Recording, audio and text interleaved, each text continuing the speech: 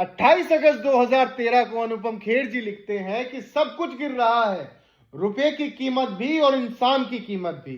और ये तब की बात है जब रुपया डॉलर के मुकाबले 56-57 हुआ करता था, लेकिन आज लुढ़क कर वो 90 के पार चला गया। तो तब ये राष्ट्रवादी क्या कर रहे हैं, तब ये ताली थाली बजा रहे हैं। और क्या कर रहे हैं, सरकार के चरण चाटने के लिए अनुपम खेर जी प्रोपोगेंडा फिल्में बना रहे हैं। उसके बाद आ जाइए मोहतरमा श्रीमती शिल्पा शेट्टी जी पर।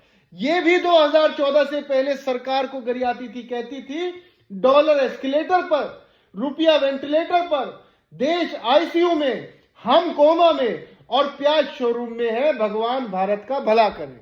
लेकिन 2014 से लेकर 2025 तक इन्होंने एक सवाल सरकार से नहीं पूछा, उल्टा क्या कर रही हैं, ये सनातन को बचाने निकली हैं। तो मैं क्षत्रिय हूँ, मैं हिंदू हूँ और सनातन मेरा धर्म है और मैं इसे आगे बढ़ाऊंगी। पति ब्लू फिल्म बना रहा है और ये सनातन का झंडा लेकर चलने लगी हैं। गजब की नौटंकी भाई साहब देश में चल रही है। उसके बाद आ जाइए सदी के सबसे बड़े महानायक अमिताभ बच्चन जी, जिनको हम शहंशाह के नाम से भी जानते हैं, जो 2014 से पहले जहां से खड़े होते थे वहीं से लाइन शुरू होती थी।